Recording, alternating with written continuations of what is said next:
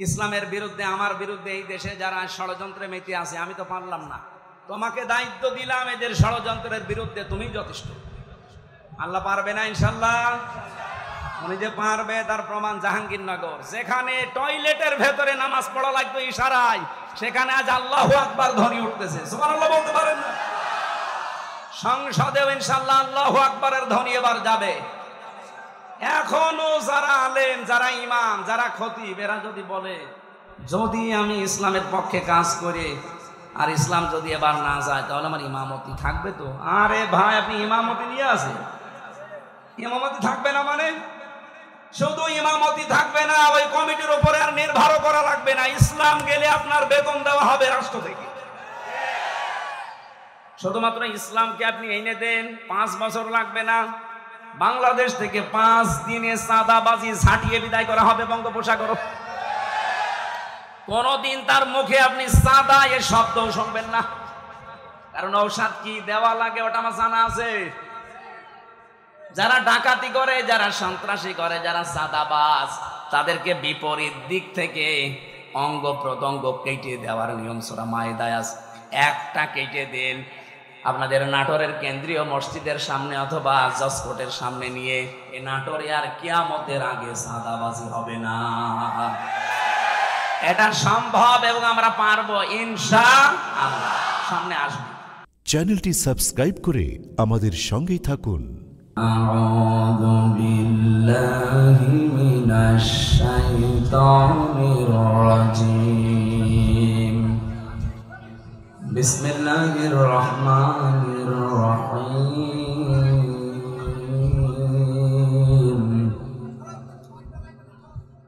তিলকা আয়াতুল কিতাবিল মুবিন নাতলু আলাইকা মিন নাবাই মূসা ওয়া ফিরআউনা বিল হাক্কি লিকাওমিন ইউমিনুন।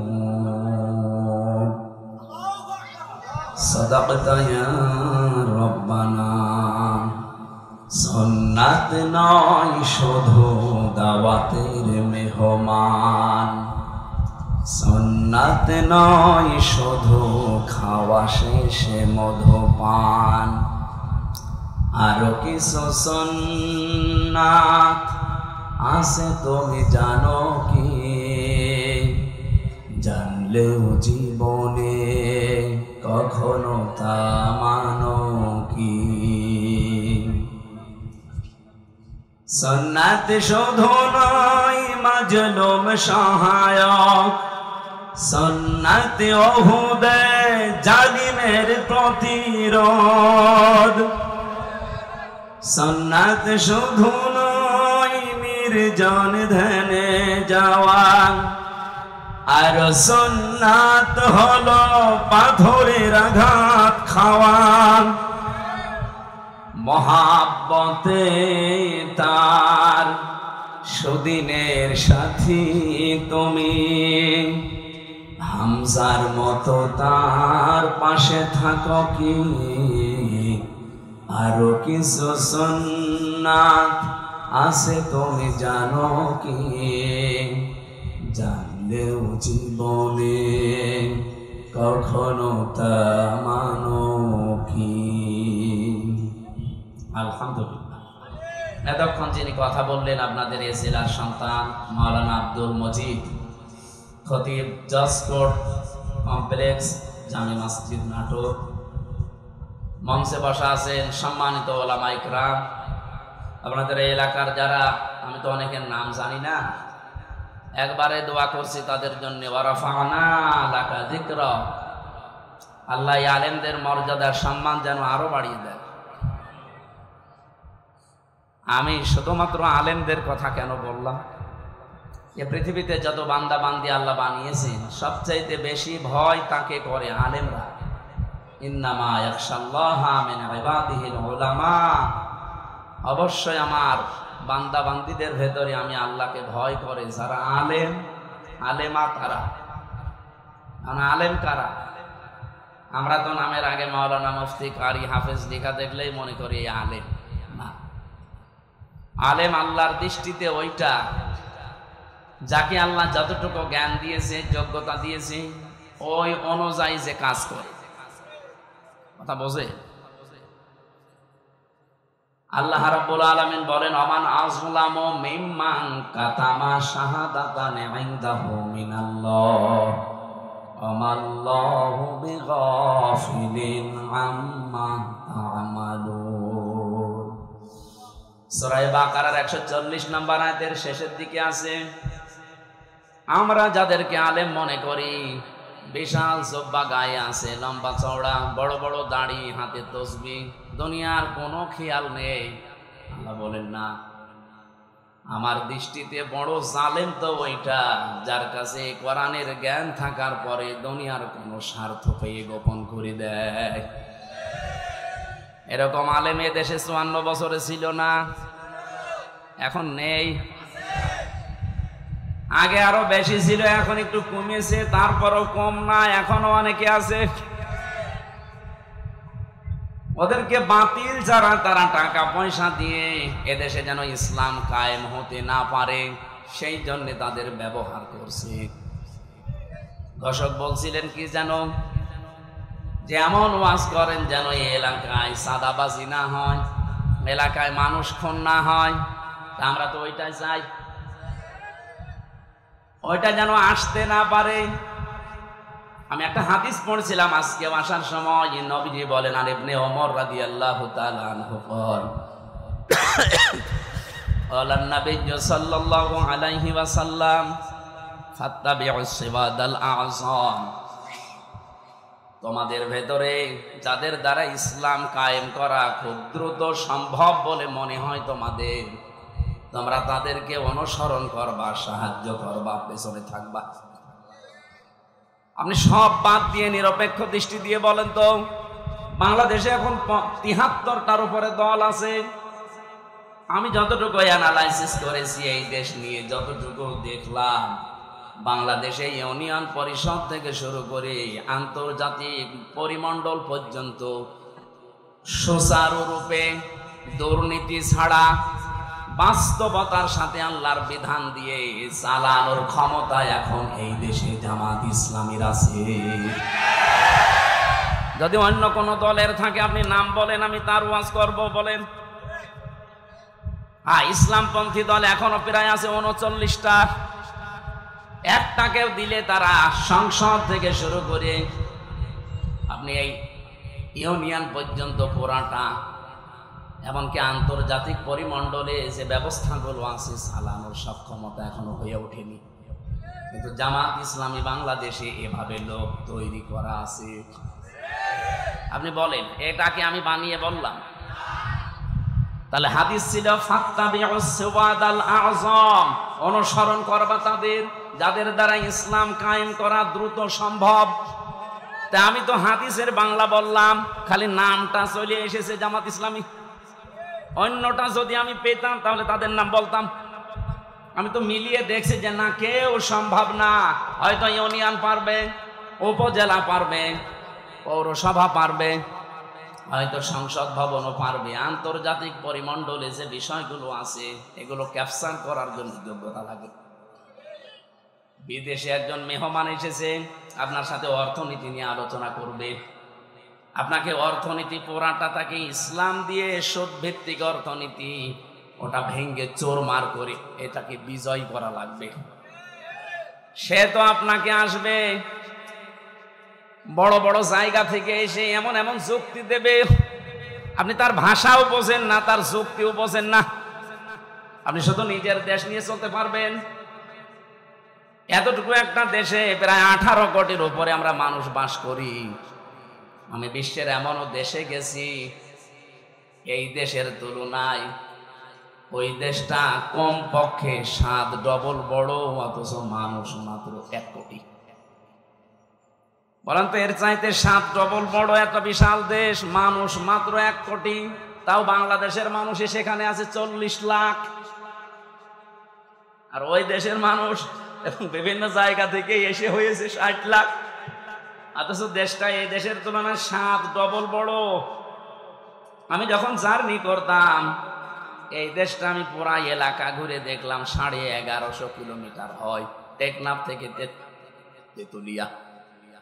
অথচ আমি ওই দেশে, এই প্রদেশ থেকে ওই প্রদেশে প্রায় 2200-3000 কিলোমিটার প্রতিদিন রান করেছি। এত বড় বিশাল দেশ, মানুষের সংখ্যা মাত্র 1 কোটি। তারা যদি মনে করে না বিশ্বের কোন জায়গায় আমাদের ধর্ণা দেওয়ার দরকার নেই, আমরা নিজেরাই উৎপাদন করি, নিজেরা স্বয়ং সম্পূর্ণ আমরা থাকব, পারবে তারা? তা আপনি পারবেন না। আপনাকে বিভিন্ন দেশ থেকে খাবার নিয়ে আসা লাগবে, রসদ জোগানো লাগবে। আন্তর্জাতিক পরিমণ্ডলে যে ব্যবসা বাণিজ্য গুলো আছে, রেমিটেন্স যোদ্ধা যারা আছে, ওরা যদি সব বন্ধ করে বলে যা তোর দেশে ফেরত যা, আপনি ভিক্ষা করে খাবেন। রোহিঙ্গারা তো আছে, যাই হোক আপনি রোহিঙ্গার বাবা হয়ে যাবেন।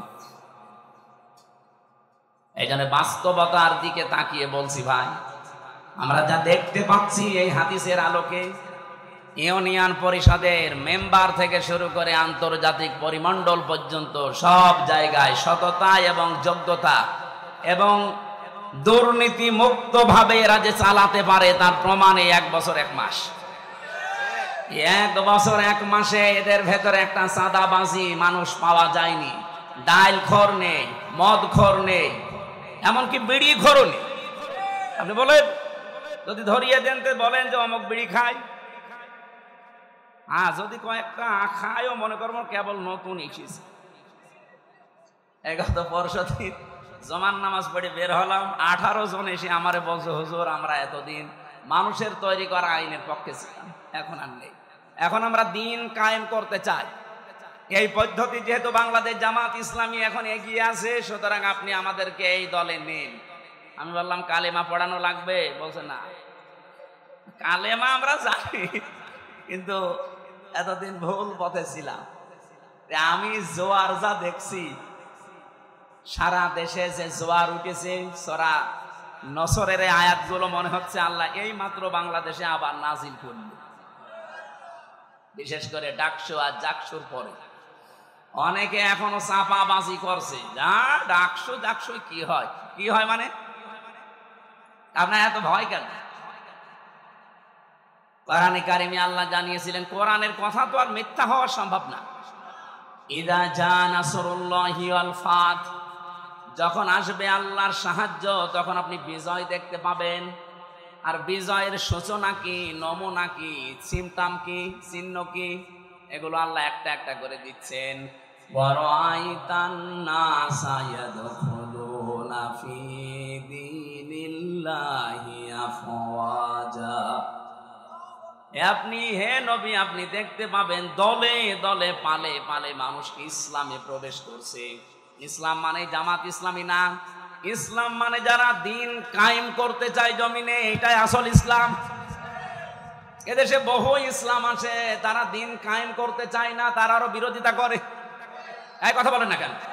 এজন্য অনেক আলেম লেগে গেছে ইসলামী আন্দোলনের বিরুদ্ধে। একামতে দিন যারা কায়েম করতে চায় তাদের বিরুদ্ধে ফতোয়াবাজি পর্যন্ত অনেক নাম করা আলেম করছে। আমার নাম ধরা লাগবে? এগুলো তাদের মুখের কথা না, ওদেরকে বলানো হচ্ছে। আপনি দেখেছেন এই দেশের একজন নাম করা পীর, সে পর্যন্ত স্ট্যাটাস দিয়েছে যে এতদিন আমরা জামাত ইসলামের বিরোধিতা করতাম, আওয়ামী লীগের আমি পড়ি। ও সব বলি ফেলেছে যে ওদের ধোঁকাবাজিতে, ওদের প্রতারণায়, ওদের কথা মতো বিরোধিতা করতাম। এখন দেখছি এই দেশে ইসলাম ইউনিয়ন থেকে সংসদ পর্যন্ত পূর্ণাঙ্গ ভাবে চালানোর সব জায়গায় লোক আছে জামাত ইসলামের। অন্য কাউকে দিলে তারা পারবে না, অন্য কোন হুজুর পার্টিকে দিলে তো পারবেই না। এমনকি জেনারেলকে দিলে আপনি দেখবেন বাবা শাহজালাল সব হালাল হয়ে গেছে। আমরা কি ওই দৃশ্য আর দেখতে চাই না? চ্যাম্পিয়ন হয়েছে পরপর কয়েকবার, এবার এই দেশ চ্যাম্পিয়ন হবে ইসলাম দিয়ে ইনশাআল্লাহ। এই জন্য আমি নাম নিলাম না, কারণ আলেমদের একটা মর্যাদা আছে। এরা যদি ফিরে আসতে চায় তাহলে এরা আল্লাহর দরবারে আলেম, আর যদি এই অবস্থায় থাকে এদের মরণ হবে বালাম বিন বাওরার মতো।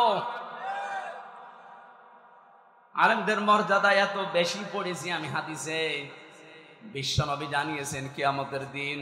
আমি এটা এই যে কয়েকদিন আগে আসলাম মদিনা থেকে, মদিনার ইমাম যিনি মসজিদে নববীর অনেক খুতবা দিচ্ছিলেন এলেমের উপরে, ওনার শেষ কথা ছিল এইটা। হাদিসটা উনি আরবিতে পড়ার পরে ব্যাখ্যা করছিলেন আবার আরবি দিয়ে। আমি বাংলায় বলছি, উনি যে কথা বললেন এটার সারমর্ম এটা, কিয়ামতের দিন আলেমদেরকে আল্লাহ যখন বিচার করবেন ওদেরকে আল্লাহ পর্দা দিয়ে ঘিরে নেবেন, আলাদাভাবে ঘিরে নিয়ে বলবে, মাওলানা এনামুল হক এই করেছিলি, জিজ্ঞাসা করবে এই করেছিলি, প্রত্যেকটা কথার জবাব দেওয়া লাগবে যে হ্যাঁ। রব্বুল আলামিন ওর মুখের কাকতি মিনতির দিকে তাকিয়ে বলবে, গোপনে তোরে মাফ করে দিলাম, কাউকে বলবি না, জান্নাতে চলে যা। কিন্তু সে আলেমও তো আবার থাকা লাগবে। আপনি যদি কোরআনের কোন বক্তব্য জানার পরেও দুনিয়ার কোন স্বার্থ পেয়ে সিদ্ধি পেয়ে যদি গোপন করে রাখেন, আপনি আল্লাহর দরবার আর আলেম নেই, আপনি পুরা জালেম হয়ে গেছেন। আল্লাহ শব্দটা উল্লেখ করলেন আজলাম, এটা সুপারলেটিভ ডিগ্রি, এর চাইতে বড় শব্দ আরবিতে আর হয় না। সব চাইতে বড় জালেম আল্লাহর কাছে ওই লোকটা যে তার জ্ঞান অনুযায়ী যোগ্যতা অনুযায়ী আমল করে না। এই জন্য যারা এখানে বসে আছে আলেম নাম নিয়ে, তাদের মর্যাদা আর সম্মান এমনি কামনা করি নাই। রব্বুল আলামিন যেন কিয়ামতের দিন ওই হাদিসের আলোকে আমাদেরকেও তার ভেতরে শামিল করে মাফ করে দেন। সামনে বসা মুসলমান ভাইরা, পর্দার আড়ালে সম্মানিতা মা এবং বোনেরা, প্রাণ প্রিয় নাটোরবাসী, আমার বাড়ি তো খুব বেশি দূরে না, কুষ্টিয়া। আমি কুষ্টিয়া থেকে অন্তত 1-150 কিলোমিটারের ভেতরে যদি আসি, আমার মনে হয় যে আমি বাড়ি বসে আছি। এর চাইতে একটু দূরে গেলে মনে হয় যে পাশের গ্রামে গেলাম।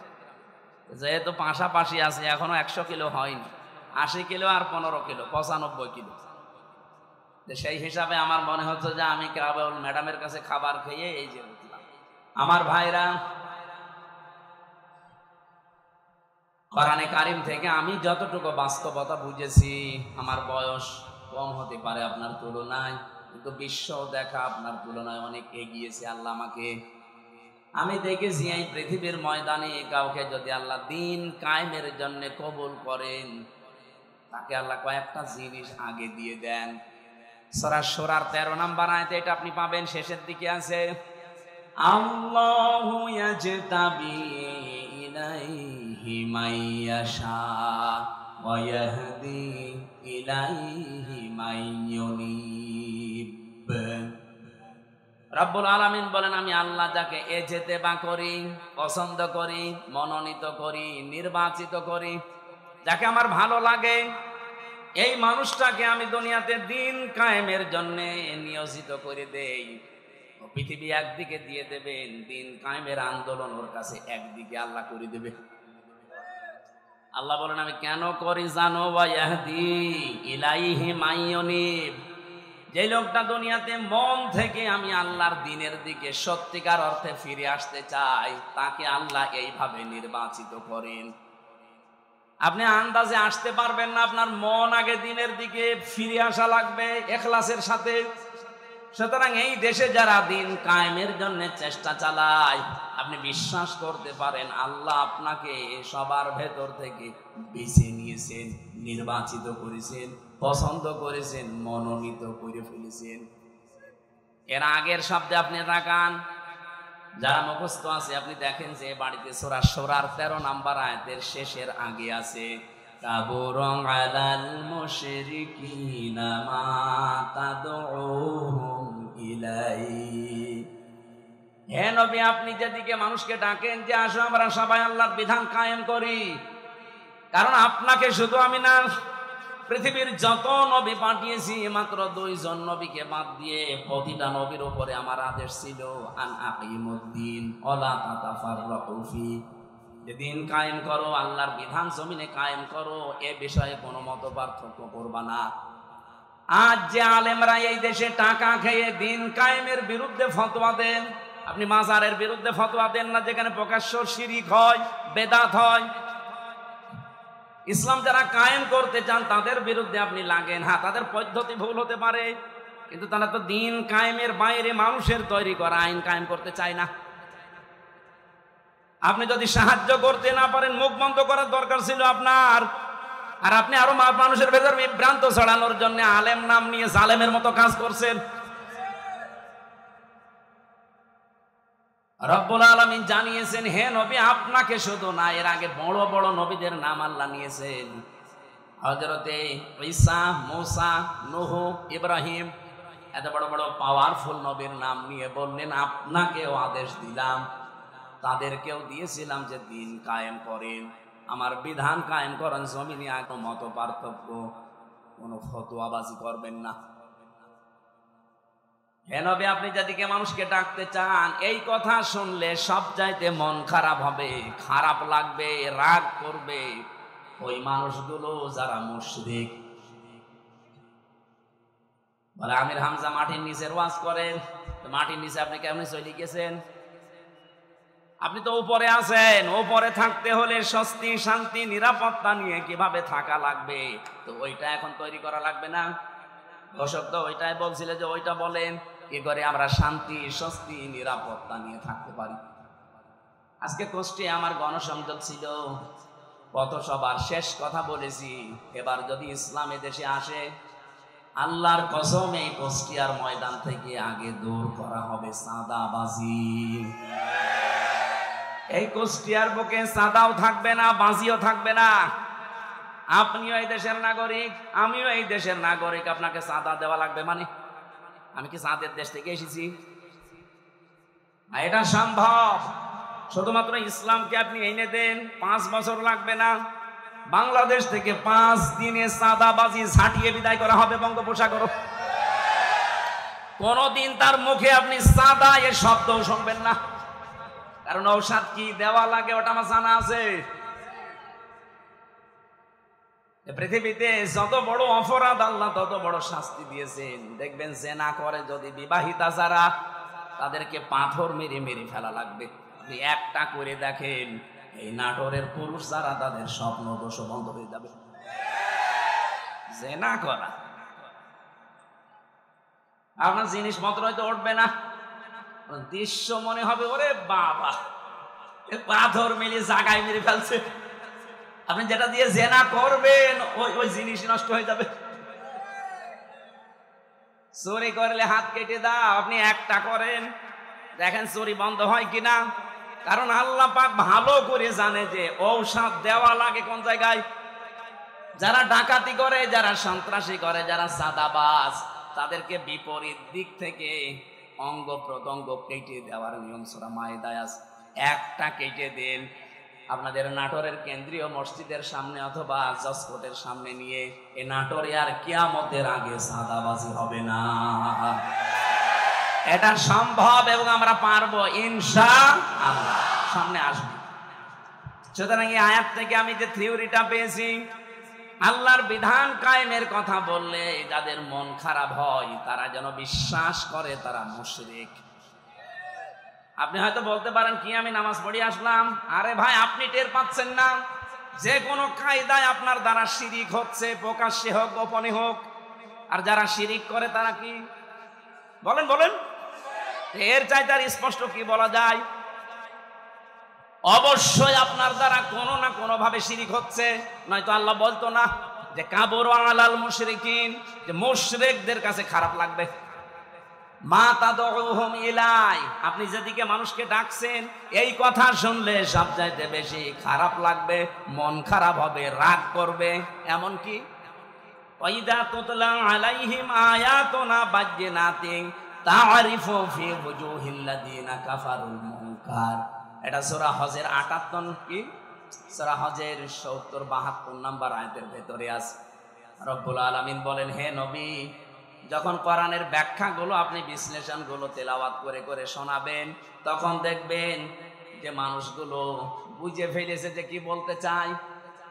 আপনার প্রতি দেখবেন ওরা মাত্র শরবত নিয়ে, মিষ্টি নিয়ে আসবে না, ওরা আপনাকে মনে হবে খেয়ে ফেলবে।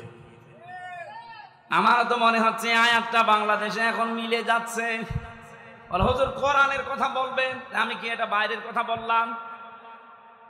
কোরআনটা আমি আমার মন মতো গলা সুর দিয়ে আমি যখন তেলাওয়াত করি আপনার ভালো লাগে। এটা মাতৃভাষায় বলতে গেলে আপনার কাছে মনে হয় যে নিজের দিকে যাচ্ছে, নিজের দিকে যায়। এই কারণে কেন আপনি এই কাজগুলো দুনিয়ায় করেন?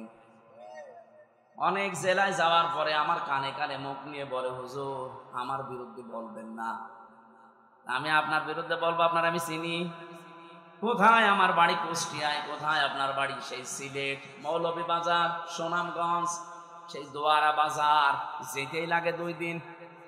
আমি আপনাকে জীবনে দেখেনি, চিনি না, আপনার বিরুদ্ধে বলবো কেন?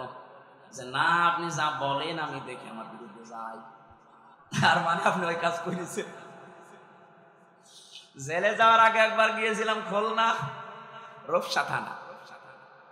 আমি আলোচনা শুরু করব হঠাৎ করে, সেই সময় তো একেবারে রমরমা জালেমদের, মানে ওই এলাকার সভাপতি ওই ফ্যাসিস্টদের এসে আমারে বলছো হুজুর মাটির নিচের ওয়াজ করবেন।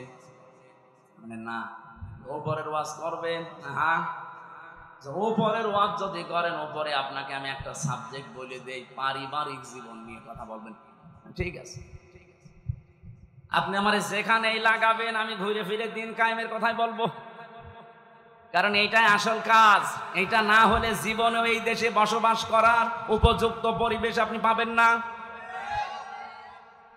বলেন তো, খালি 2 জন নবী বাদ দিয়ে পৃথিবীর কোন নবীর জীবনে আমি পড়ে পাইনি যে তাকে আল্লাহ আদেশ দেয়নি। প্রত্যেকটা নবীকে, খালি 2 জন নবীকে আল্লাহ বলেন না, একটা আদম আলাইহিস সালাম আর একটা সুলাইমান নবী। কারণ আদম নবীর সময় মানুষজন ছিল না, আর সুলাইমান নবী ওনার বাবার কাছ থেকে রাজত্ব পেয়েছিলেন, তো উনি আবার কি কায়েম করবে? বাকি কোন নবীর জীবনী পড়ে আমি পাইনি যে তাদেরকে আল্লাহ নির্দেশ দেয়নি যে আনাকে মুক্তি দিন কায়েম করবে। নামাজ পড়া যেমন ফরজ, এমনকি বহু নবীর জীবনে আমি পড়েছি তাদের জীবনে নামাজ ছিল না, তাদের জীবনে রোজা ছিল না, কিন্তু তাদের জীবনে দিন আল্লাহর বিধান কায়েম করা লাগবে এটা ছিল। আল্লাহর বিধান আরো আছে যেগুলো ওইগুলো। আমার ভাইরা, এখান থেকে আপনার জন্য আমার যেটা বক্তব্য, যদি আপনার মন খারাপ লাগে তাহলে আপনি বুঝে নেবেন যে আপনার দ্বারা যেহেতু শিরিক হচ্ছে আর আপনি মুশরিক, মুশরিকের কোনো ইবাদত কবুল হওয়ার সম্ভাবনা আছে। এতটুকু বললেন কি আছে আপনি জানেন? কোরআনে কারিমে এত কঠিন কথা মুশরিকদের বিরুদ্ধে, অকদিমনা ইলা মা আমিলু মিন আমালিন ফাজআলনাহু হাবাআম মানসুরা। কিয়ামতের দিন মুশরিকদের আমল নামাটা আল্লাহ এভাবে দেখবে, যেই দেখবে শিরিকের ওটা ধুলি কণার মতো মুখের উপরে নিক্ষেপ করবে। আজ তো শুনতে খারাপ লাগছে, কিয়ামতে কোটি কোটি মানুষের সামনে যখন নিজের কাজ কারবার ধুলার মতো নিক্ষেপ হবে তখন টের পাবেন। সব চাইতে বড় আশ্চর্য কথা কোরআনে মুশরিকদের বিরুদ্ধে, ইন্নাহু মাইয়ুশরিক বিল্লাহ ফাকাদ হারামাল্লাহু আলাইহিল জান্নাহ ওয়া মাআওয়াহুন নার। রব্বুল আলামিন বলেন আমি আল্লাহ নিজে হারাম করে দিয়েছি জান্নাতটা মুশরিকদের জন্য। অথচ বাংলাদেশে বহু মানুষ যে শিরিক করে ও জানেও না। এই জন্যই তো তাফসীর মাহফিলের আয়োজন করেছে। আমরা জেনে হোক না জেনে হোক শিরিক করে যদি মুশরিকি হয়ে যায়, তা কিসের ঈদগায় মাহফিল দিয়েছেন, কিসের মসজিদ বানাচ্ছেন? আশা করছে আপনার আজকে বিবেক খুলবে। আরে ভাই, আপনি আমল না করেন, ইমানটা নিয়েও যদি যেতে পারেন তাও তো জাহান্নামে যাওয়া লাগবে না। আর ইমানও আপনি এনেছেন, শিরিকও করছেন, আপনি জান্নাত আপনার জন্য হারাম। এতটুকু আল্লাহ যদি শেষ করে দিতেন আমি আয়াত বলতাম না, ওমাওয়াহুন নার, আল্লাহ তার আশ্রয়স্থল বানাবে জাহান্নাম। আমার তো আয়াত পড়ার পরেই বাংলাদেশের থেকে তাকিয়ে ভয় হয়, এদেশের বহু মানুষ অলরেডি শিরিক করে জাহান্নামী হয়ে গেছে। নাটোরবাসী বড় ভালোবাসি আপনাদের পাশের জেলা, খুব ভালো করে খেয়াল করে দেখেন শিরিক জীবনে হচ্ছে কিনা। বলতে পারেন যে না আমার জীবনে শিরিক নেই, কে বলেছে আপনাকে? শিরিকের এক কথায় জবাব হচ্ছে আল্লাহ যেটা পারে ওইটা অন্য কেউ পারে, এই কথা বিশ্বাস করার নাম শিরক। বলেন এবার আপনার জীবনে আছে কিনা? আল্লাহ যেটা পারে পৃথিবীর অন্য কেউ এটা পারে, এই বিশ্বাস করার নাম, বলেন বলেন। আপনি দেখেন তো আপনার ভেতরে আছে কিনা? সন্তান দিতে পারে কে? পৃথিবীর অন্য কারো ক্ষমতা আছে? সে মরা পীর হোক আর জীবিত পীর হোক। এমনকি কত মানুষ দেখি জেনে কি না জেনে করে আমি জানি না, আমার এসে বলো হুজুর আপেল পড়িয়ে দিন। কেন? সেদিন বগুড়াতে পেয়েছিলাম এক লোক এসে আপেল নিয়েছে, হুজুর আপেল পড়িয়ে দিন। কেন? আমার বারবার 4টা মেয়ে হয়েছে, আমি খুব আশা করি আছি এবার যেন ছেলে হয়। আপনি এমন আপেল পড়বেন যেন এবার ছেলে হয়। আপেল পড়িছি, সূরা ফাতিহা দিয়ে ফু দিয়ে ফেলে দিই। আপেল কই? ফেলে দিস। ফেলে দিলেন মানে? আরে ভাই আপেল পড়ে যদি ছেলে হয় তা আমার 3টা মেয়ে হইতো না? আমার তো আগে ছেলে হইতো। ম্যাডামরা শুধু আপেল খাওয়াতাম। কি বিশ্বাস মানুষ! আমির হামজা না, আমির হামজার বাবাও আপেল পড়লে ছেলে হবে? এটা দেওয়ার দায়িত্ব কার? এর একচ্ছত্র মালিকানা অন্য কাউকে আল্লাহ দেয়নি। একটা একটা করে আমি কয়েকটা বলবো শুধু শিক্ষার জন্যে। 2 নম্বরে আল্লাহ যেটা পারে ওটা অন্য কেউ যেহেতু পারে না। আর কেউ যদি মনে করে যে অন্য কেউ পারে তাহলে সে শিরিক করলো, আর শিরিক করলে সে কি? বলেন বলেন। মুশরিকের জন্য জান্নাত হারাম, জাহান্নাম ওয়াজিব। মুশরিকের কাছে খারাপ লাগবে আল্লাহর বিধানের কথা কায়েম এ কথা বললেই। এ কথাগুলো কার? একটাও কি আমি বানিয়েছি? না, সব দলিল দিয়েছি। কিন্তু আমি সূরা শুরার 13 নম্বর আয়াতের শেষের দিকে, সূরা মায়েদায় আছে, প্রত্যেকটা আয়াতে আল্লাহ সাজিয়ে দিয়েছেন একটা একটা করে। সূরা ফুরকানের 23 নম্বর আয়াতে আছে। এই জন্য বাড়ি যে আয়াতগুলো মিলিয়ে দেখবেন আপনার ভেতরে যেন শিরিক ছিলে না আসে। আমার এবার প্রশ্ন 2 নাম্বার, এই জমিন বানিয়েছে কে? এখানে অন্য কারো হালকা কোনো সাহায্য আছে? আপনি হিন্দুকেও জিজ্ঞাসা করেন, উনিও বলবে জমিন আল্লাহ বানিয়েছে। আল্লাহ যদি নাও বলে ভগবান বানিয়েছে। তো ওরা যাতে ভগবান বলে আমরা আল্লাহ বলি, জিনিস একই। ওরা হয়তো ওই বাপ দাদার নিয়ম নীতি মেনে আসতেছে, এই জন্য সরাসরি বলতে পারে না। এই দিন জমান নামাজ পড়িয়েছি কুষ্টিয়ায়, এখানে 100 ঘর হিন্দু, কয়েক ঘর মুসলমান একটা মসজিদ বানিয়েছে। ওরা মন্দির দেখাতে নিয়ে গেল। বড় বড় যারা মানে হর্তা কর্তা সব এসে বলছে আপনার ওয়াজ আমরা শুনি। ওয়ালা ইন সাআলতাহুম মান খালাকাস সামাওয়াতি ওয়াল আরদা লা ইয়াকুলুন্না আল্লাহ। হে নবী, আপনি যদি আবু জেহেলকেও জিজ্ঞাসা করেন আসমান জমিন কে বানিয়েছে, ও বলবে আল্লাহ বানিয়েছে। তো ওদের ভেতরেও দেখলাম হ্যাঁ এরকম একটা পরিবেশ আছে, কিন্তু মুখ ফুটে বলতে পারছে না। সবার ভেতরে আমার আল্লাহ আছে, কিন্তু এই মানুষটা হয়তো তার পরিবার অথবা তার সমাজের কারণে মুখ ফুটে বলতে পারে না। যাদের বিবেকটা কাজে লেগে যায় ওদেরকে আর থামাতে পারে না।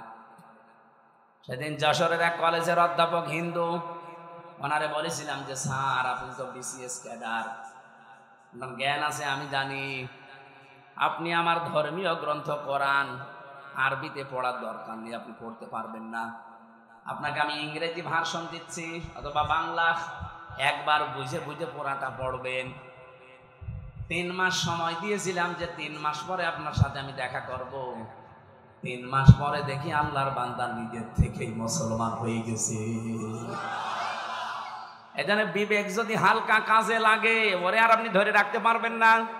কারণ পৃথিবীর মানুষ সবাই জানে যে পৃথিবীর সব ধর্মগুলো ভুয়া ধর্ম, বানানো ধর্ম, শুধু ইসলাম আল্লাহ পাঠিয়েছেন। এই জন্য অন্যান্য ধর্মে যারা আছে বাইরের দেশগুলোতে গেলে আমি দেখেছি খ্রিস্টানদের সাথে আমি কথা বলেছি, ইহুদিদের সাথে বসে কথা বলেছি, ওদের চেহারা দেখলে আপনি জীবনও টের পাবেন না যে ইহুদি।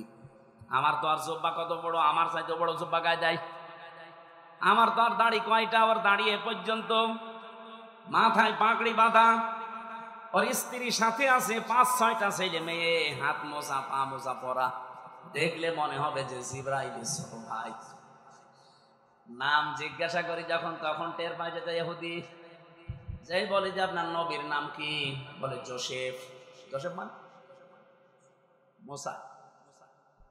ইহুদি মুসা আলাইহিস সালামের অনুসারী দাবি করে। এই তখন বুঝি আরে তো মুসলমান নাম। জোসেফ বলছে মানে মুসা নবীকে মেনে চলে ওরা, যদিও মুসা কেউ মানে না।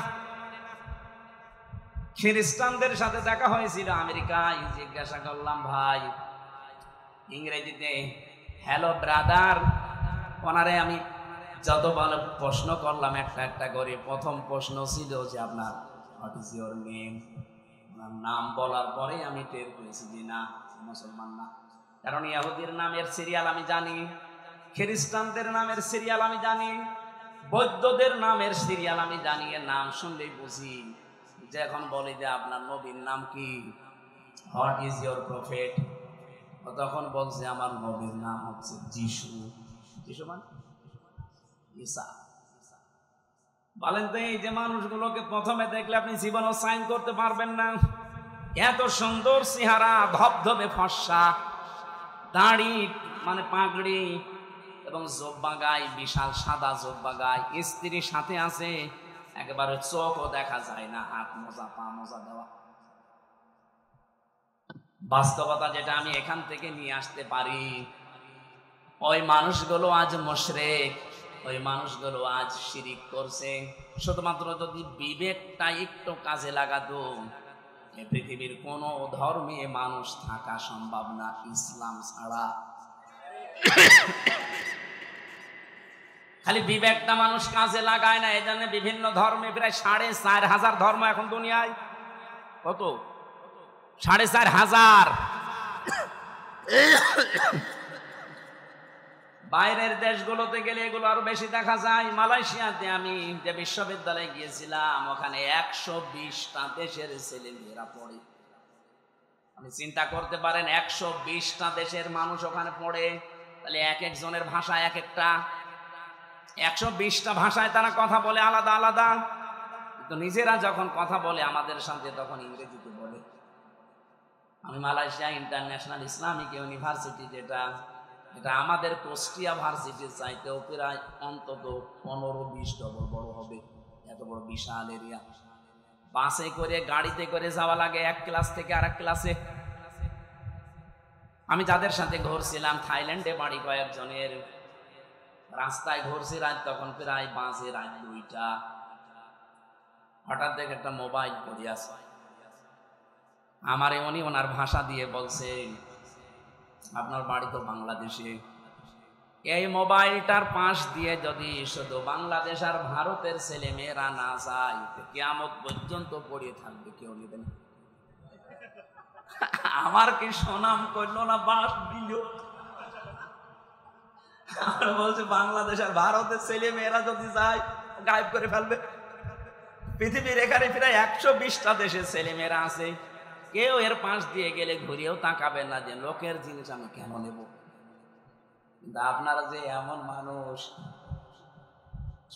আমি ওনারে পরে হাসির ছলে বললাম যে ভাই আপনি কি আমার সুনাম করলেন না, বাস দিলেন।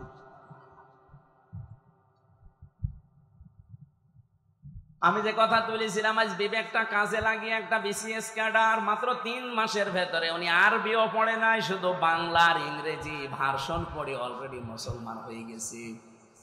আমি যে কথা বলি ওখান থেকে দেখবেন একটা শিক্ষা বের হবে। আমি আন্দাজে কোনো কথা পাঁচাল পারি না, অবশ্যই এখানে একটা শিক্ষা আছে, নাই তো বলতাম না। কি আছে সেইটা বের করার জন্য এই যে আন্টি শান্টি করছে। রব্বুল আলামিন বলেন, যেহেতু আসমান আর জমিন আমি বানিয়েছি, আলা লাহুল খালাক ওয়াল আমরু তাবারাকাল্লাহু রাব্বুল আলামিন।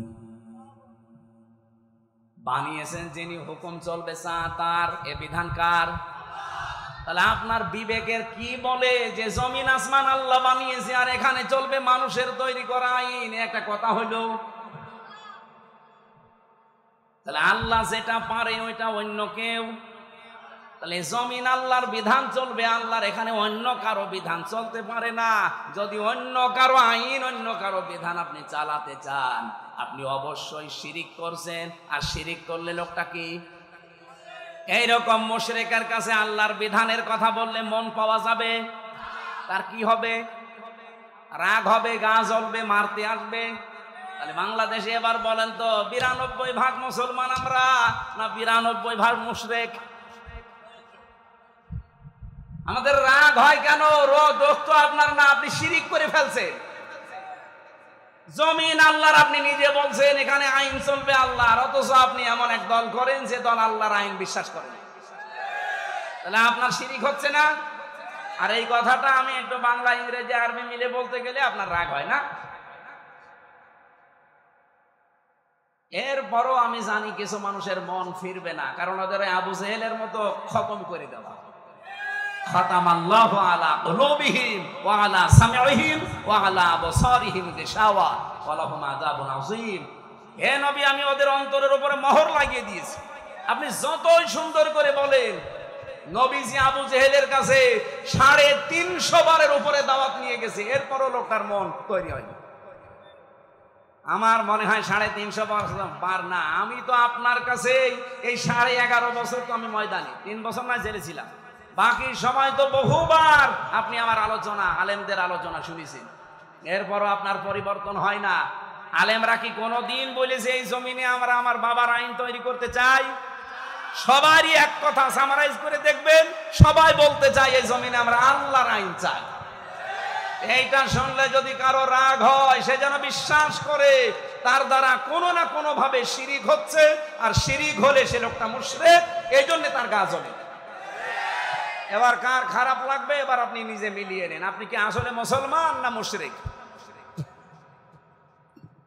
দরুদ আর সালাম পাঠ করার মাধ্যমে আমরা তেলাওয়াতকৃত আয়াত, যেটা আমি ছোট্ট ছোট্ট 2টা আয়াত পড়েছি, 6666টি আয়াত, এটা প্রসিদ্ধ, আর বিশুদ্ধ হচ্ছে 6236টা আয়াত। এর ভেতরে মাত্র 2টা আয়াত পড়েছি, আমি আগে পরও পড়তে পারতাম। এই 2টা আয়াত থেকে কিছু কথা তাফসীর আকারে শোনাতে চান। আপনারা তাফসীর মাহফিল লিখেছেন, অথচ এখন চলছে নবীজির জন্মের মাস, সিরাত লিখে দিলে আমরা ওইভাবে সাজাতাম। যেহেতু তাফসীর লিখেছেন, আমরা তাফসীর আকারে কথা বলবো, শুনবেন তো নাকি?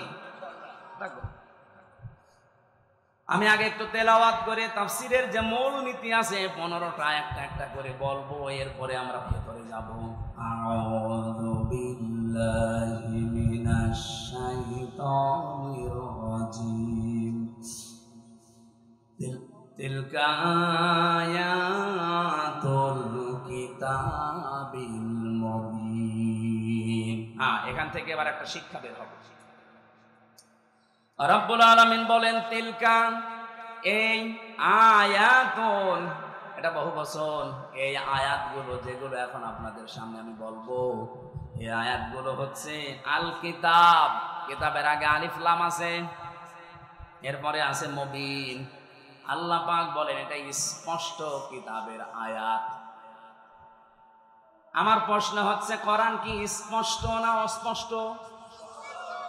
না না, আপনার বলা ঠিক হয়। আপনি তো স্পষ্ট না কোরআন আপনার কাছে, এনামুল ভাই বললে বলতাম। আপনার এখন যদি আমি পেটে বম মারি, তিলকা মানে কি বলতে পারবেন? আপনার কাছে স্পষ্ট হয় কি করে? তার মানে আমি ওই মানের লোক চাচ্ছিলাম। এখান থেকে ডানে বামে আলেমগুলো যদি বলতো স্পষ্ট, আমি কম প্রশ্ন করতাম না। যারা সবাই একবারে বললেন আমার কাছেও কোরআন স্পষ্ট না, আপনি মিথ্যা বলেছেন। কিতাব যদি আপনি স্পষ্ট করতে চান, কিতাবের কাছে আসা লাগবে। কথা বলেন না কেন? আপনি এই যে বয়সে আছেন, এই বয়সে এখন মাদ্রাসায় ভর্তি হয়ে সময় দিতে পারবেন? এই কথা বললেন না? আপনার বয়স এখন 55 বছর, আপনি এখন মাদ্রাসায় ভর্তি হয়ে সময় দিতে পারবেন? ওই 8 বছর 9 বছরে ভর্তি হয়ে যেভাবে পড়ছে পারবেন না। কিন্তু আল্লাহর একটা বিশেষ অনুগ্রহ এই বাংলাদেশের উপরে। এই দেশে এখন এমন একটা মাদ্রাসা, এমন একটা বিশ্ববিদ্যালয় আছে যেখানে ভর্তি হয়ে গেলে আপনাকে কোরআন শিখাবে।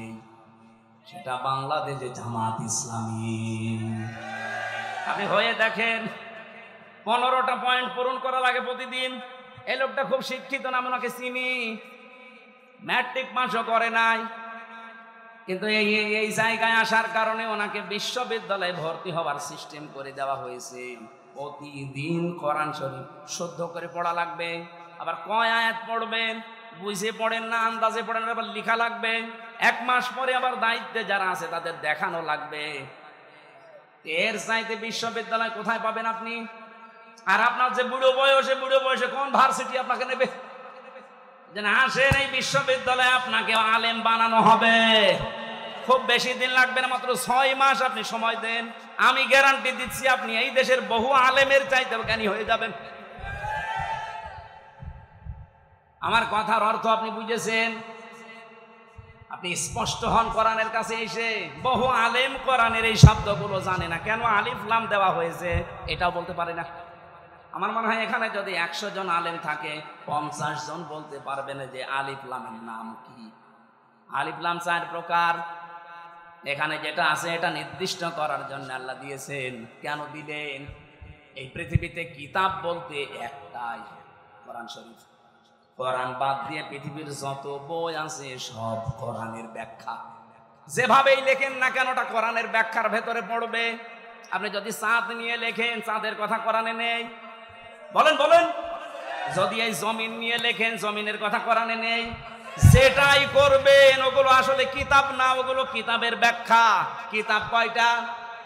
আরো জোরে, কেমন কিতাব? স্পষ্ট বলেন বলেন। আল্লাহ পাক বলেন আলহামদুলিল্লাহিল্লাযী আনজালা আলা আবদিহিল কিতাবা ওয়া লাম ইয়াজআল লাহু ইওয়াজা। প্রশংসা করা লাগবে আমার। কেন? আমি আমার বান্দাকে কিতাব দিয়েছি। কিতাব কেউ দিতে পারে না, আল্লাহ নিজে পাঠিয়েছেন এটা তার বান্দার কাছে। এমন কিতাব দিলেন ওয়া লাম ইয়াজআল লাহু ইওয়াজা, যে কোরআনের ভেতরে, কিতাবের ভেতরে কোনো বক্ষতা নেই, যেখানে কোনো গোপন কথা আপনি পাবেন না। কোরআনে যা আছে সব স্পষ্ট কথা, সব ওপেন কথা, কোনো গোপন কথা আছে? আরো জোরে বলে। এজন্য কোরআনের নিয়মই এইটা, এর কাছে যদি কেউ বুঝে শুনে আসে সে আর জীবনেও গোপন থাকে না, সে ওপেন হতে চায়। আর আমরা এমন কিতাবের আলেম, এত স্পষ্ট চলছে দুনিয়া এখন, এত সহজ হয়ে গেছে, এর পরেও বলে হুজুর আমি গোপনে আছি। কে কিতাব পড়ে আলেম হয়েছে যে এতদিন গোপন থাকা লাগবে? হযরত ওমর যেদিন শুধু কোরআন পড়েছিলেন সূরা তাহা, সঙ্গে সঙ্গে তিনি ওপেন হয়ে গেছেন।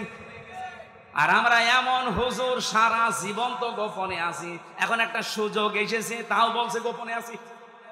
ও মনে হয় কিয়ামতেও গোপনে থাকবে। আরে ভাই, আপনার কাছে কি মনে হয় এই যে সুযোগটা আল্লাহ তৈরি করে দিয়েছে, দলে দলে মানুষ পালে পালে।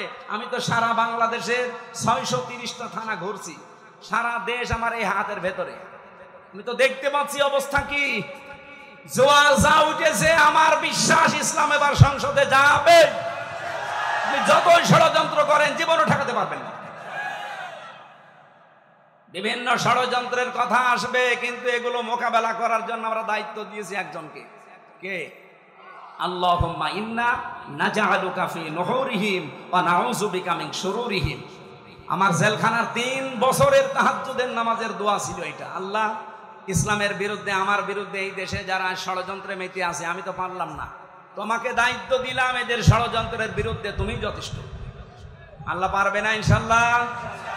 উনি যে পারবে তার প্রমাণ জাহাঙ্গীরনগর, যেখানে টয়লেটের ভেতরে নামাজ পড়া লাগতো ইশারায়, সেখানে আজ আল্লাহু আকবার ধ্বনি উঠতেছে। সুবহানাল্লাহ বলতে পারেন না? সংসদেও ইনশাআল্লাহ আল্লাহু আকবারের ধ্বনি এবার যাবে। এখনো যারা আলেম, যারা ইমাম, যারা খতিব, এরা যদি বলে যদি আমি ইসলামের পক্ষে কাজ করি আর ইসলাম যদি এবার না যায় তাহলে আমার ইমামতি থাকবে তো? আরে ভাই, আপনি ইমামতি নিয়ে আসেন, ইমামতি থাকবে না মানে? শুধু ইমামতি থাকবে না, ওই কমিটির উপরে আর নির্ভর করা লাগবে না। ইসলাম গেলে আপনার বেতন দেওয়া হবে রাষ্ট্র থেকে। পশ্চিমবঙ্গে আমি বেশি থাকতাম আগে, কারণ এই সমস্ত জায়গায় তো আল্লাহর ওলিরা আসতে দিত না। তখন ওই জায়গায় থাকতাম পশ্চিমবঙ্গে। পুরা এলাকা আমি এই বাংলাদেশের মতো চষেছি, ওই পশ্চিমবঙ্গ পুরাটা। মমতা ব্যানার্জি ওই দেশের ইমামদের সাথে, খতিবদের সাথে মিলে দেখলাম আর একটা হিন্দু দেশ, অথচ ওখানে ইমাম, মুয়াজ্জিন, খাদেম আর খতিব 4 জনের বেতন দেওয়া হয় রাষ্ট্র থেকে। মমতা ব্যানার্জি একটা হিন্দু মহিলা, সে যদি বেতন দিতে পারে ইমামদের, খতিবদের, মুয়াজ্জিনদের, আর আমরা ইসলাম নিয়ে গেলে ইমাম, মুয়াজ্জিন, খাদেম, মাদ্রাসা, মসজিদ, আলেম ওলামার বেতন রাষ্ট্র থেকে দিতে পারবো না? শুধু যে টাকা পাচার হয়েছে ওইটা নিয়ে আসতে পারলে তো কিয়ামত পর্যন্ত বেতন দেওয়া যাবে। আপনি জানেন কত টাকা পাচার হয়েছে?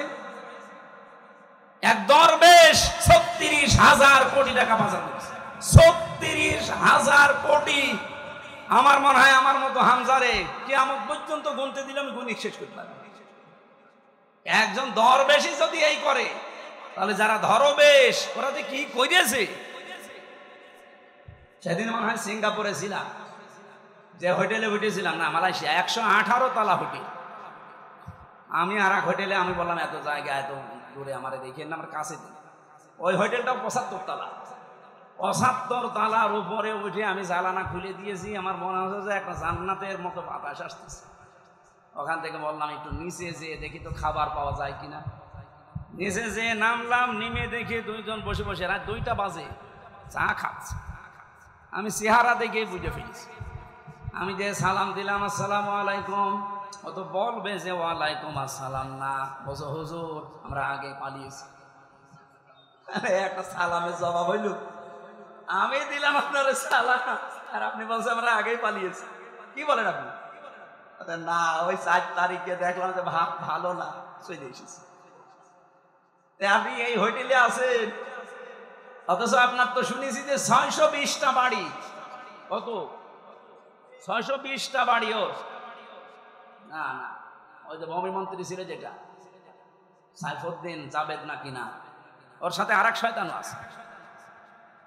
বলছো হুজুর আমার সাহেব পাড়া আছে মালয়েশিয়ায়, আমার কানাডাতে বাড়ি আছে বেগমপাড়া, লন্ডনে আছে, এই যে এখানেও আছে পাশের রাষ্ট্র সিঙ্গাপুরে, কিন্তু আমি যেতে পারি না। এই দেশে 20 লাখ বাঙালি থাকে, আমি যদি বাইরে যাই আমার ভত্তা পানি খাই। খুব গোপনে আসি, নামি না। এই যে রাত 2টো বাজে নেমেছি, আপনি আমার জন্য দোয়া করেন। দোয়া আপনার জন্য আসবে, কি দোয়া কর? এখন দোয়া করলে তো বদদোয়া হবে। কি করেছেন? 620টা বাড়ি মানুষ বানায়, আমার একটা বাড়ি, তাই আমি মনে হয় বছরে 2-3 মাস থাকতে পারি, বাকি সব সময় রাস্তায় থাকে। আপনি কবে থাকবেন বাড়িতে? এই জন্য এদেশের আলেম ওলামারা এখনো সেই ভয়ে চিন্তায় আছে। কোনো ভয় নেই, আপনার কোনো চিন্তা নেই। ইসলাম এবার আসবেই, আর আপনারা সবচাইতে বেশি সুযোগ সুবিধা পাবেন, সে কওমি বলেন, আলিয়া বলেন, খারেজি বলেন, যাই বলেন। কিন্তু কিছু আলেম নামধারী, এদেরকে এই বাম আর রামরা এখনো পর্যন্ত পেছনে লেগে আছে। জামাত ইসলামী বাংলাদেশের বিপক্ষে একটা কথা লাগিয়ে দেন, এরা আসলে নাকি মাদ্রাসার বেতন বন্ধ করে দেবে। এটা শয়তান বিশ্বাস করবে? এটা আপনার কথা না, আমরাও জানি। আপনাকে দিয়ে রাম আর বামরা বলাচ্ছে।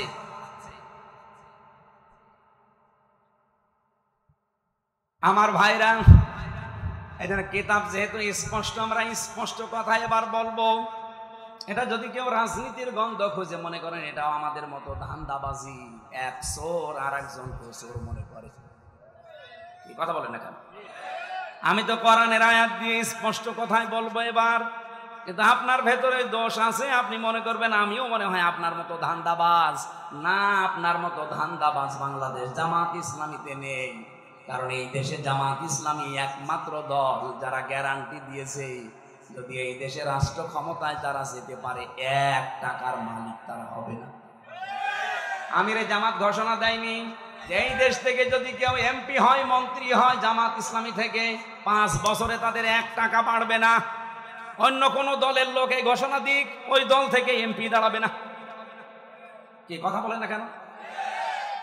আমার নিজের আসনে একজন আছে, উনি ঘোষণা দিয়েছে এই সিট রক্ষা করার জন্য আমি দরকার হয় 50 কোটি টাকা খরচ করব। আপনার কি লাভ? আমার 1 টাকা খরচও নেই, তোলার ধান্দাও নেই।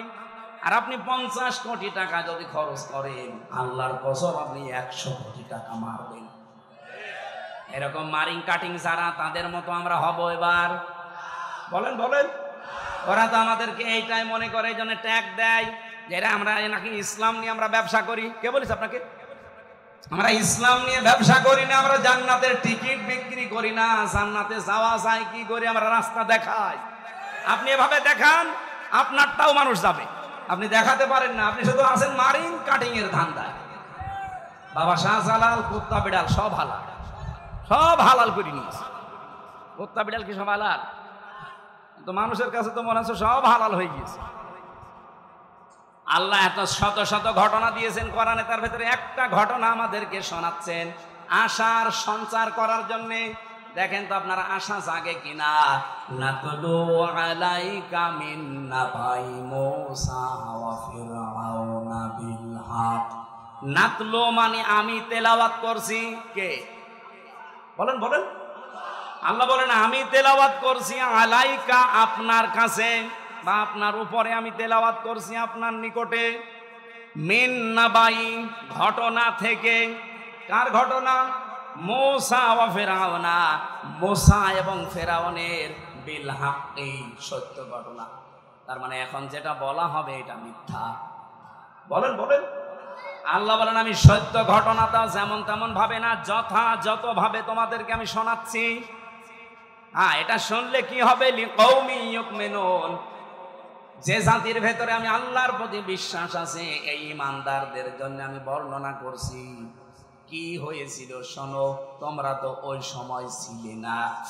ইন্না ফিরআউনা আলা ফিল আরদি, অবশ্যই ফেরাউন এই জমিনের ভেতরে ছিল একজন স্বৈরাচার, সন্ত্রাসী, সীমা লঙ্ঘনকারী। আমি একটা শব্দ যদি বানিয়ে বলি, যারা এখানে বসেন তাদের জিজ্ঞাসা করেন, আমি আয়াতটা বাংলাদেশের সাথে মিলিয়েছি। বলেন তো আল্লাহ ১৫০০ বছর আগে না হাজার হাজার বছর আগের ঘটনা এটা। এই নাজিলি হয়েছে এই ঘটনাটা ১৫০০ বছর আগে। তিনি বললেন এই পৃথিবীর জমিনে একজন ফেরাউন ছিল, সে ছিল সীমা লঙ্ঘনকারী। কি করেছিল সে? ওয়াজাআলা আহলাহা শিয়া, এই জমিনে ওর দেশের মানুষের ভেতরে দলে বিদলে মানুষকে বিভক্ত করে রেখেছিল। আমাদের বাংলাদেশের দিকে তাকানি, ৫৪ বছরে বহু মানুষ এই দেশে দায়িত্বে এসেছে, তাদের একমাত্র টার্গেট ছিল ইসলাম যেন এক জায়গায় হতে না পারে। এবার একটু ৮টা দল ইসলামী এগুলো একটু এক জায়গায় এসেছে, অনেকের মাথা খারাপ হয়ে গেছে। ফেরাউনের অভ্যাস ছিল এই, ওর কর্মসূচি দিয়ে রেখেছিল এরা যেন এক জায়গায় হতে না পারে। এদের দলে বিদলে বিভক্ত করতে করতে ছোট ছোট দল বানিয়ে দাও। এ বাংলাদেশে এমনও দল আছে, উনি সভাপতি, ওনার ছেলে সেক্রেটারি, আর কেউ নেই। কি আমি বানিয়ে বললাম?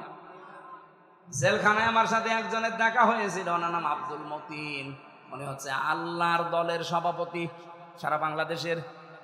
ওনারে বললাম যে ভাই আপনি তো সভাপতি, সেক্রেটারি কে? বলছে আমার ছেলে। আর লোক বলছে আর কেউ নেই। ওইটা একটা দল, আল্লাহর দল। এরকম দলে বিদলে বিভক্ত করে রেখেছে। ৭৩টা দল চলছে বাংলাদেশে এখন, শুধু নিবন্ধিত দল ৪৯টা।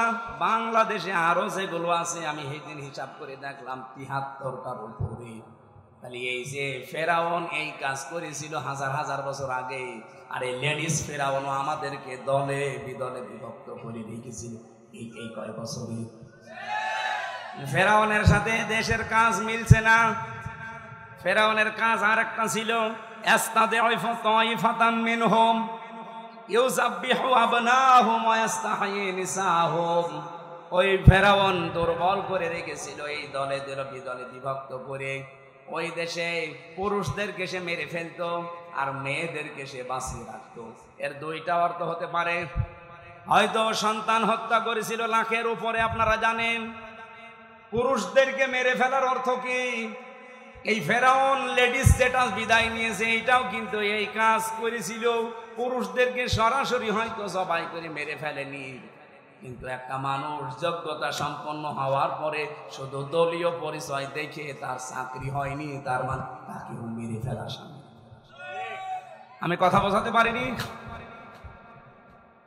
মাওলানা এনামুল হক যেখানে ওঠার কথা সেই জায়গায় ওনার শুধু দলীয় পরিচয় থাকার কারণে ওই জায়গায় উঠতে দেয়নি, ওনারে বসিয়ে রেখেছে সেই যে নিচের চেয়ারে, ওখানে ওখান থেকে, অথচ এই 15 বছরে ওনার ওঠার কথা 5 সিঁড়ি পার হয়ে। এই যে উঠতে না দেওয়া, এটাও মেরে ফেলার শামিল।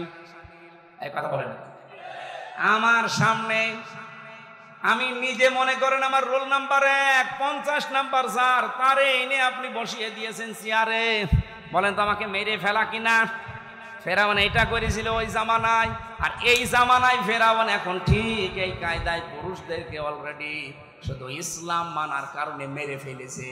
ঢাকা বিশ্ববিদ্যালয়ে মাদ্রাসার ছাত্র ছাত্রীরা ভর্তি হতে পারবে না, অথচ আমার চাইতে অনেক অগা আছে ভার্সিটি ভর্তি হতে পারবে।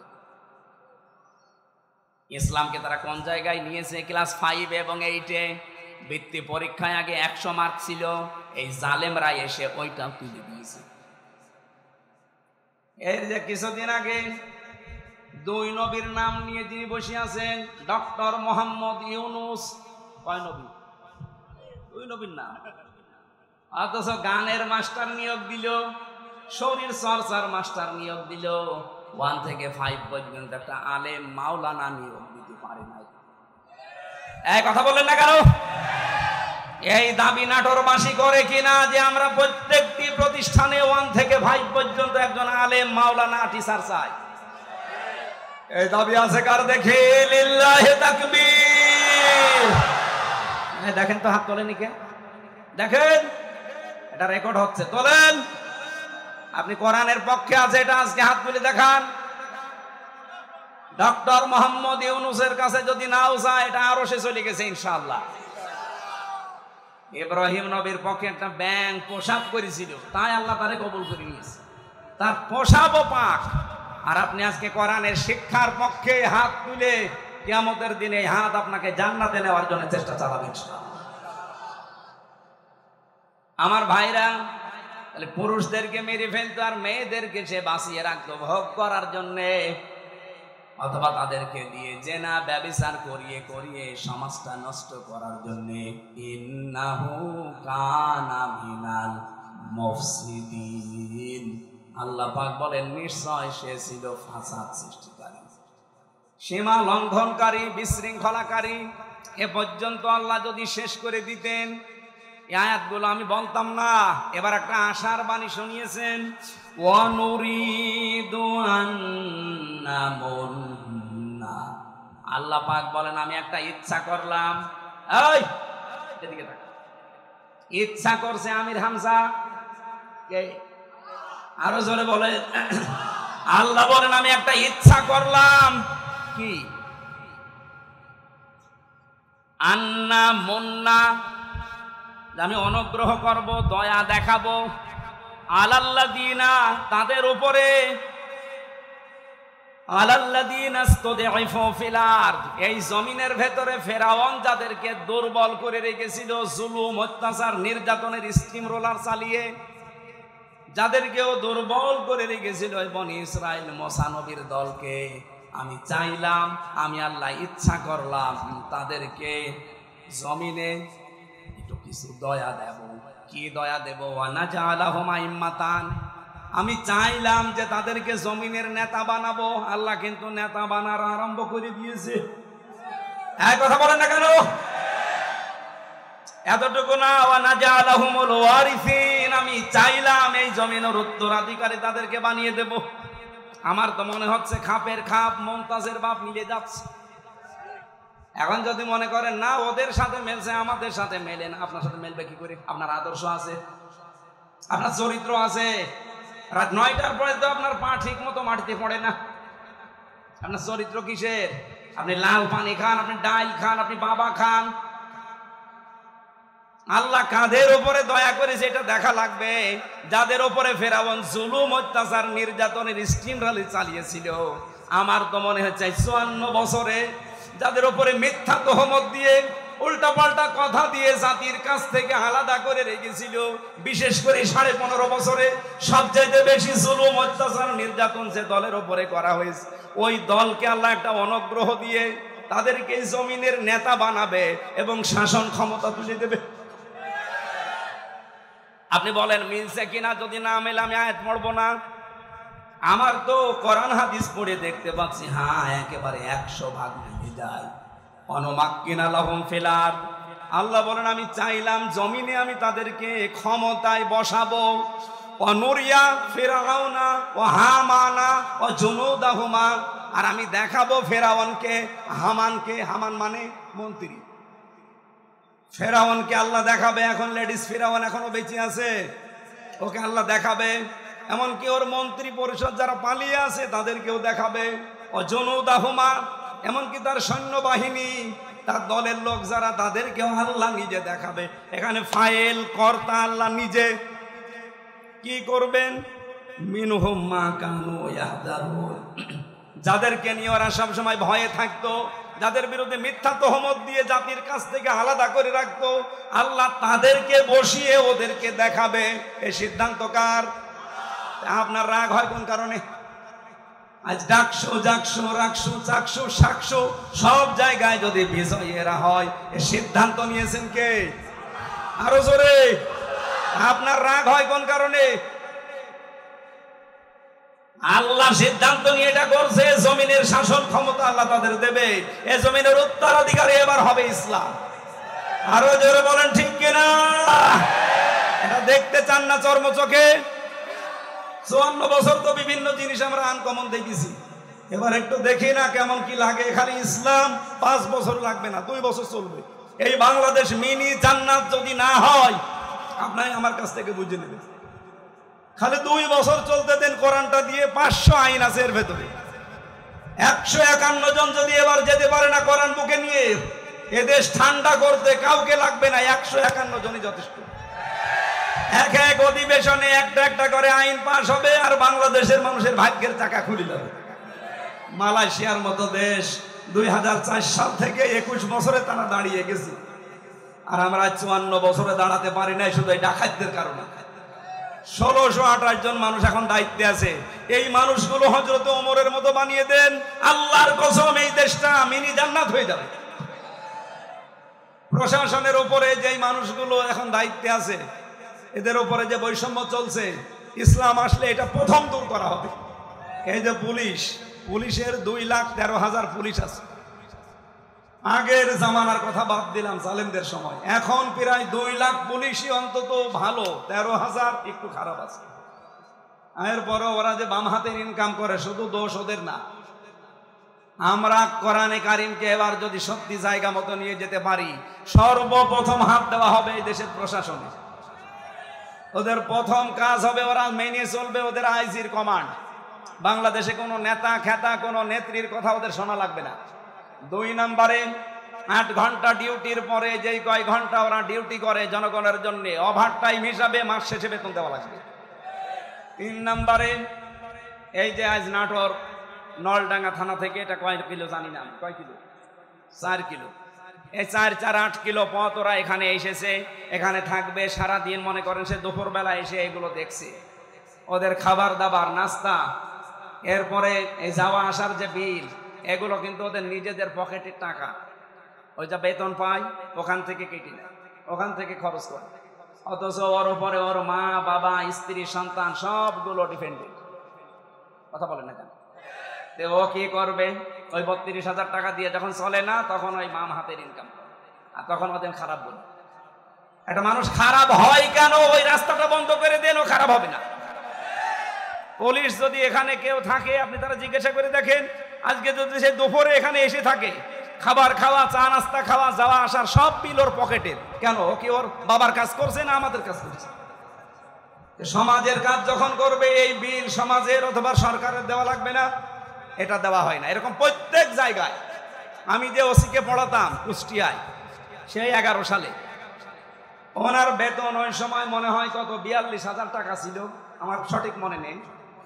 42,000 টাকা বেতন, অথচ ওনার বউ আর মেয়ে আর ছেলে 3 জন ঢাকাতে যে ফ্ল্যাট নিয়ে থাকে, 52,000 টাকা বেতন।